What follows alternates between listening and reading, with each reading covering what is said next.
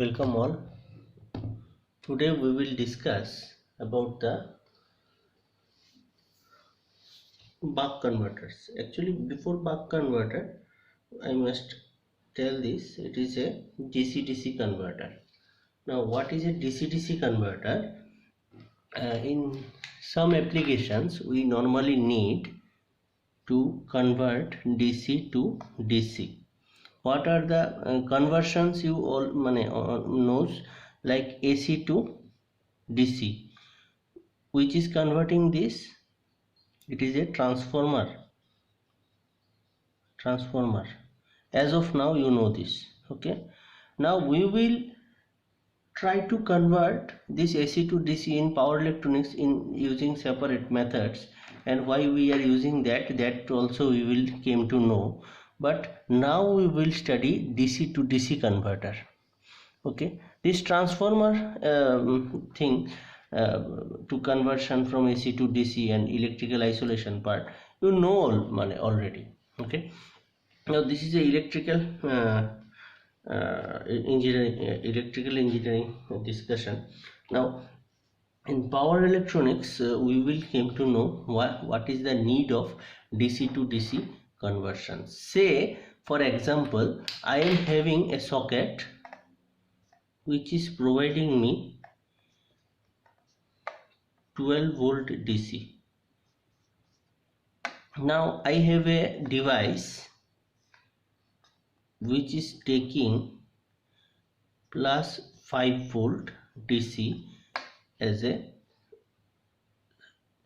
charging or as an input for providing the power supply to this device, or otherwise you can say to charge this device. So I am having 12 volt and this device is 5 volt, so I need a device which will convert this 12 volt to 5 volt.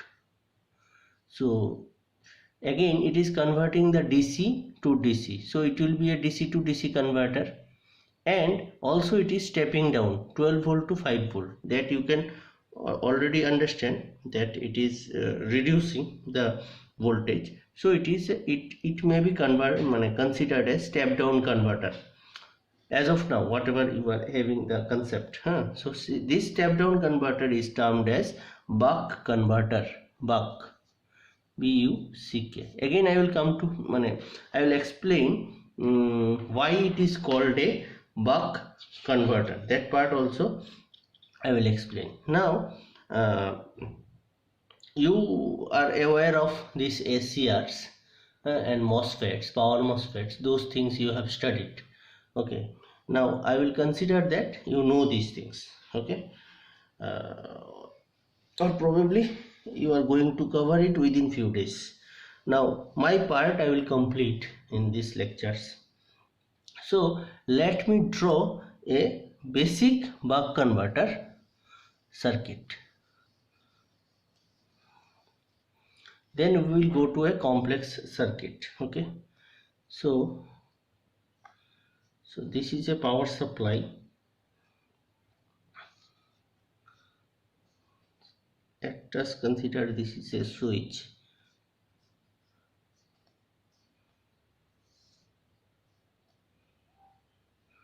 Then I will have an inductor.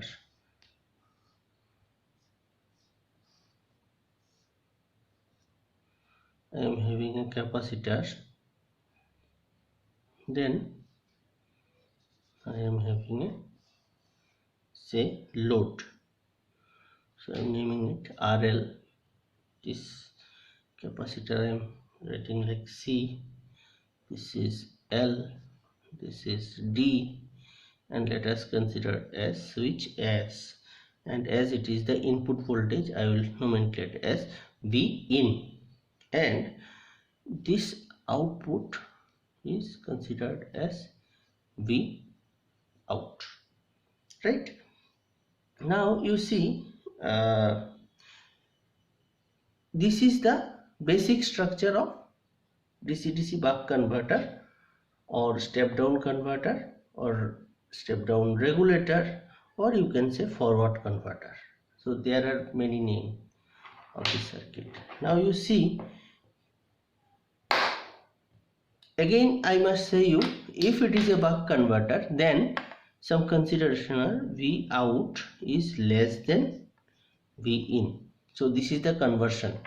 Okay, so V in is higher, V out is lesser, and practically speaking this V out will be 10% to 90% of the input voltage, that is V in, practically. Okay, and it cannot go beyond the V in, that is of sure. Now you see, if I consider the switch is turned on, say by using some PWM signal, just consider it is turned on. Later on we will see what is the use of PWM signal.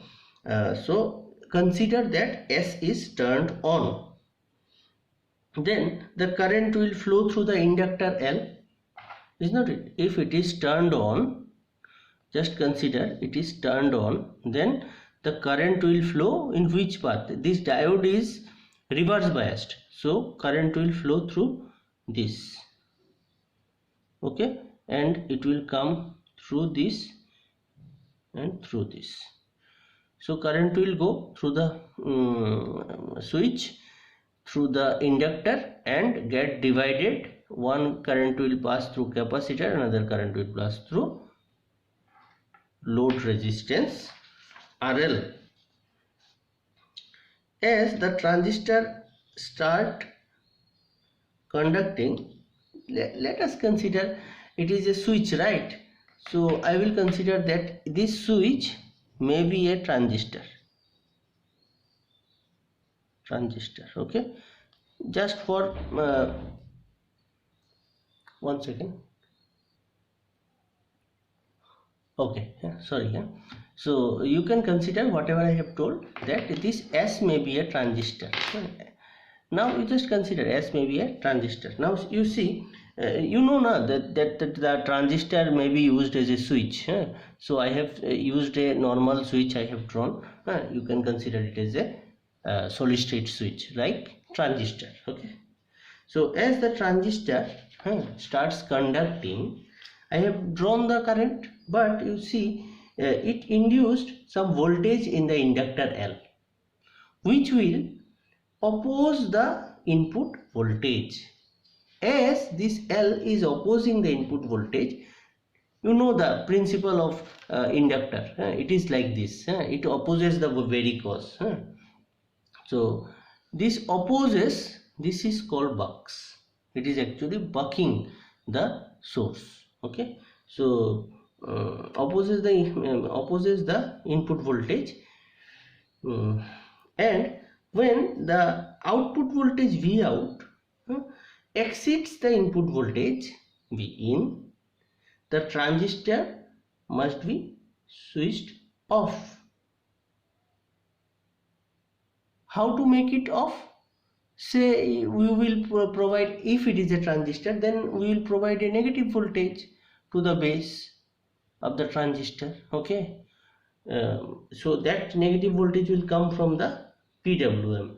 How it will come, I will explain it in the next lectures. Okay, just consider I will give a negative pulse and it will be turned off.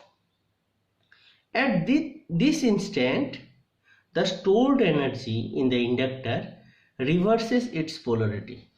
When it was passing through it, the polarity was like this. But when it is turned off, due to the internal property of the inductor, it will try to pass the current how it was earlier passing. So the current was passing in this direction, so it will not stop it. So the polarity will change. Now the polarity will become, when it is turned off, then it will become plus minus. This is also the property of inductor. It will try to oppose the cause. Okay, so as it turned off, this is the heart of this DC-DC buck converter. When it turned off, then the current is not passing through it, but the inductor will try to pass the inductor current as it was passing when the switch was on.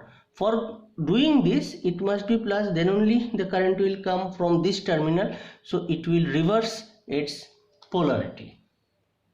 Got it? So now it will turn on this diode. If it is plus, this is minus, then it is a forward bias and the current will pass through this. So at the time of turning on also, it is the current is passing, and if it is turned off, then also it is passing due to this inductor. Okay, now you see at this instant the stored energy in the inductor L reverses its polarity and sends current into the load via diode D, while the voltage is maintained by the capacitor C. As you know, when it was turned on, some current was passing through this. I have told you, na, this current was passing through this capacitor and this load. So the capacitor was charged at that time, is not it? When it was turned on, and when it is turned off, this current was passing in this direction, and this capacitor will also discharge through the RL, or otherwise you can say this capacitor stored energy is providing the P out. As all the stored energy in the inductor is being used up, the capacitor discharges and the output voltage decreases.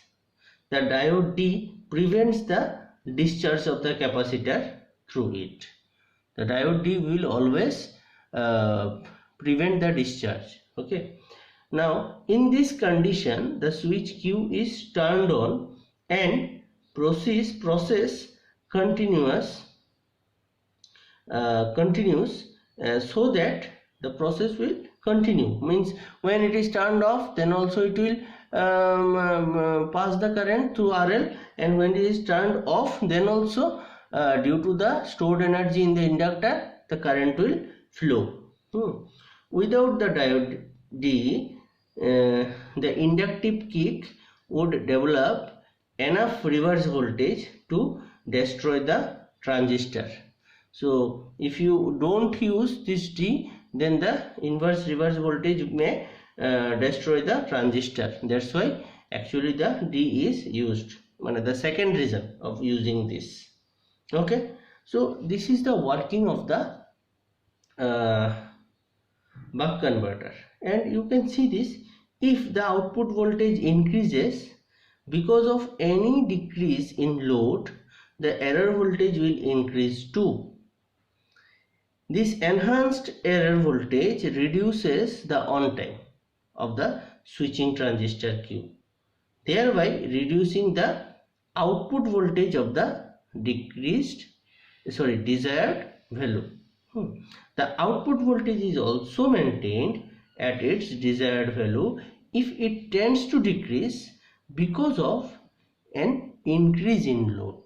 Okay, so we will see that part in the next discussion in more elaborately. Okay, thank you.